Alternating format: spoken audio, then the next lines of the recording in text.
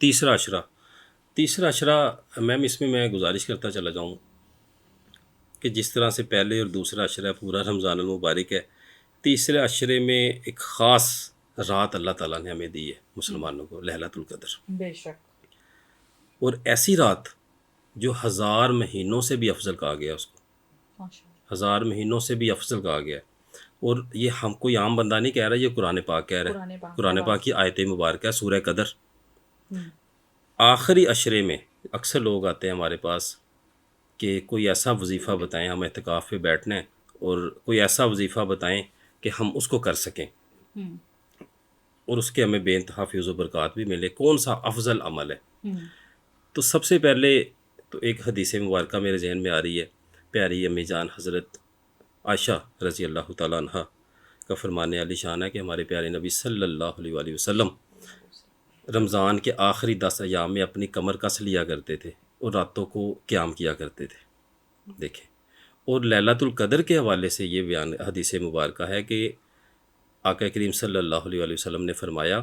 کہ رمضان المبارک میں ایک خاص رات لیلۃ القدر کی ہے جس میں بلائی ہی بلائی ہے، جو اور حدیث مبارکہ کا مفہوم بیان کر رہا ہوں، غلطی گستاخی کی معافی۔ فرماتے ہیں کہ جس نے وہ رات کو وہ کر دیا، رات سے جو محروم رہ گیا، تو اس کا مطلب ہے کہ وہ بلائی سے محروم رہ گیا اور اس شخص کو بد نصیب کہا گیا۔ یعنی کہ اتنا یہ امپورٹنٹ امپورٹنٹ عشرہ ہے، اور اس میں سب سے ایک بہترین عمل میں آپ کے پروگرام کی توسط سے یہ اپنے ناظرین کو بیان کرنا چاہتا ہوں کہ سورہ قدر، سورہ قدر، سورہ قدر کوئی شخص، ایک دو طرح کے لوگ ہوتے ہیں، ایک ہوتے ہیں جو عملیات کرنے والے، جو وظائف کرنے والے، جن کا شوق ہوتا ہے، وہ چاہتے ہیں کہ جی ہم عملیات کریں، وظائف کریں، دم درود کریں، یا جو بھی اس طرح کے مسئلے بالکل، مسائل۔ ان کے لیے یہ ہے کہ آخری 10 روز میں روزانہ 1000 مرتبہ اول آخر درود پاک کے ساتھ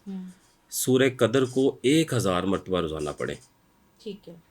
پرہیز کے ساتھ۔ پرہیز بلکہ رمضان المبارک میں پرہیز کوئی نہیں ہے، ٹھیک ہے۔ کسی قسم کا کوئی پرہیز نہیں ہے۔ لیکن اگر ویسے پرہیز کا اگر آپ نے دیکھا تو کس طرح سے پرہیز؟ ترک حیوانات، ٹھیک ہے، ترک حیوانات کی کوئی ایسی چیز نہ کھائیں جو جانور سے نکلی ہو، اچھا، یا ان ٹھیک سے ہے، بنی ہوئی کوئی پروڈکٹ، جیسے انڈا ہو گیا، ٹھیک ہے، میٹ ہو گیا، وٹس ایور، اس طرح کی ٹھیک ہے، چیزیں، دہی وغیرہ۔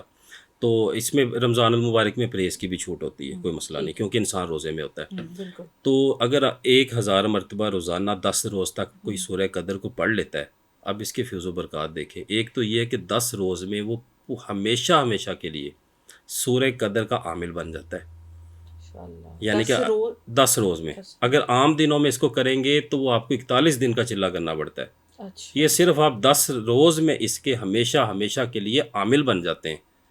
اس کے فیض و برکات آپ کو ملنا شروع ہو جاتے ہیں۔ آپ اس کو، اللہ تبارک تعالیٰ اس کو آپ کو جاری رکھنے کی ہمت، طاقت اور توفیق عنایت فرما دیتے ہیں آگے، خاص رمضان میں، جی رمضان میں۔ اور سب سے خاص بات کہ جو شخص اس کو ہر رات 1000 مرتبہ پڑھتا ہے، اسے ڈیفینیٹلی لیلۃ القدر بھی نصیب ہوتی ہے، ماشاءاللہ، سبحان اللہ، کیونکہ ایک شخص نے جب روزانہ اس کو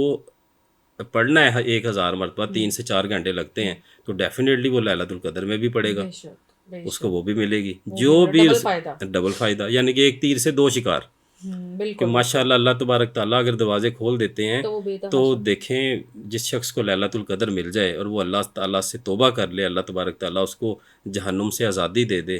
اور کیا اس کہنے سے اس کے، بڑھ کر اور کیا ماشاء اللہ ضروری ماشاء بات ہو اللہ سکتی ایسے۔ ہے، ماشاء اللہ۔